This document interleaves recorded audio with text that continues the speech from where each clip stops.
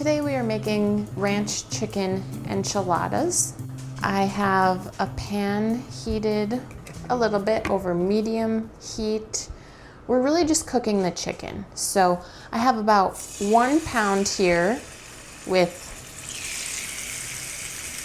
some butter and oil in my pan. And the recipe I'm borrowing has us cooking our chicken in the crock pot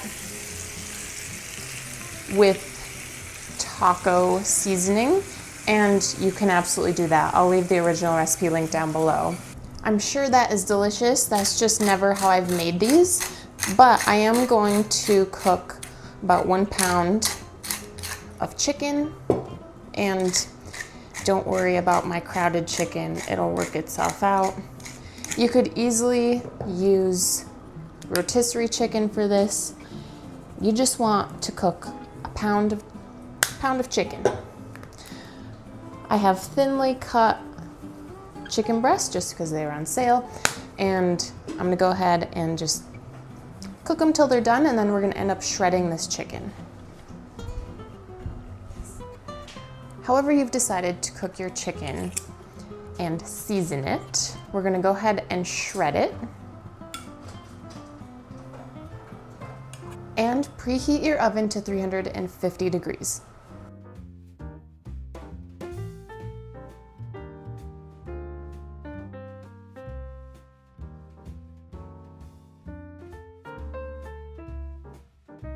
Okay, chicken is shredded. Oven is preheating. We're going to need an 8x8 baking dish, and I line mine with parchment paper, but we'll get to that in a moment. I'm going to take my 1 cup measuring cup, and you can use whatever vessel you want, but I'm going to put about a 1/2 cup of salsa of choice. I just have a medium salsa. Chunky, it can be chunky, it can be restaurant style, whatever you have, whatever you like.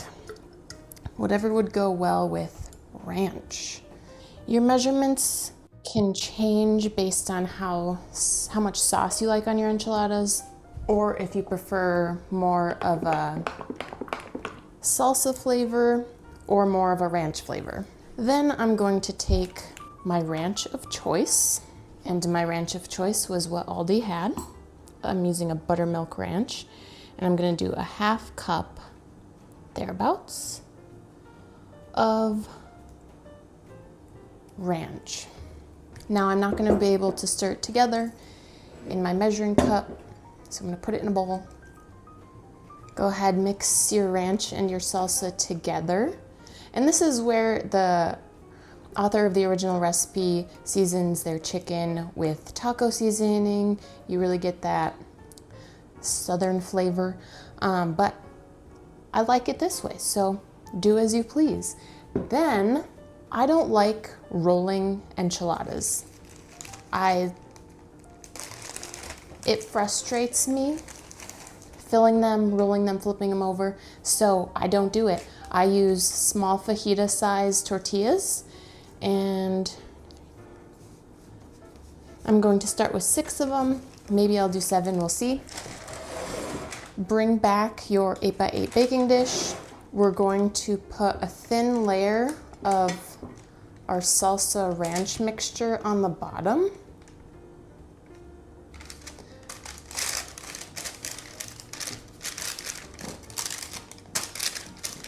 More or less. Doesn't have to be perfect, but just a thin layer. And then what I do is I kind of fold all of my tortillas into a taco shape. You don't have to do this. You can fold your enchiladas how you fold your enchiladas. But I find it then easier to fill my enchiladas. And so this is how I do it. And if we'll see, I could put one number 7 over here on the side. I'm not gonna force it though.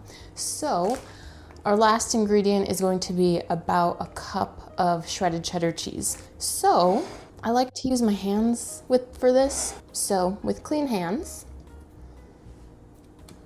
we're going to put a chicken layer in our enchiladas. Just make sure they're evenly distributed, but that they have a healthy amount of chicken in each of them. I might have to take one of these out and put it on this side. We'll see. Yes, I will. Yeah. There we go. That's better.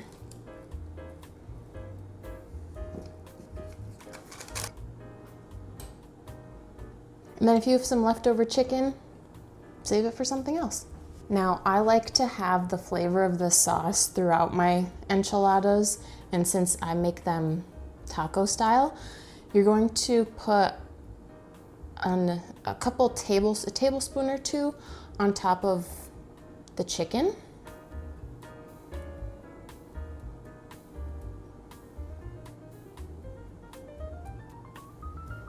You can always, if you put the cheese first, that's fine too. It's all going to the same place. And this way, if you put the sauce first, your cheese can get a little golden, if you like that. Or you could do a little bit of sauce on the chicken first, and then your cheese. And then sprinkle cheese. Measure with your heart.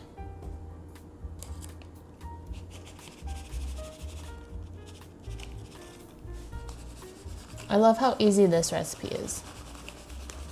However much cheese you use, just make sure you get it all over, so everyone has equal amounts of cheese. And then you can put any remaining sauce on top.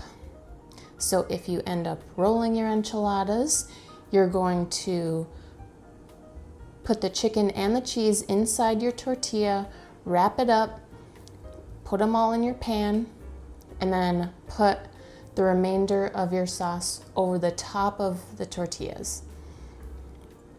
Another reason I like doing them this way, besides being easier, is I just take them out to reheat them, leftovers. I'll take leftovers and you just take one out and you put it in a hot skillet on medium-low so that it heats through and you can get the outside of it crispy. I'm sure you can do that with the rolled enchilada too, but I like this. So we're gonna pop these in the oven for 25 to 30 minutes or until the cheese is melty and the enchiladas are heated through.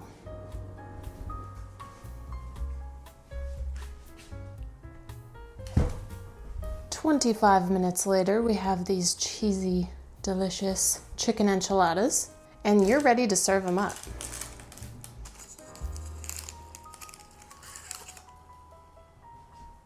I like to use tongs to get them out. And then you don't have to, but maybe a little bit of green onion for some pizzazz. And you're ready to enjoy. Now, I would say this recipe will feed 2 to 3 people, and you can absolutely serve it with some veggies, and it's super easy to double this recipe. Just use a 9x13 pan. If you would give these enchiladas a try, go ahead and give this video a big thumbs up. Subscribe for more delicious recipes, and if you want another easy dinner recipe, go ahead, click here on screen, and I'll see you guys there.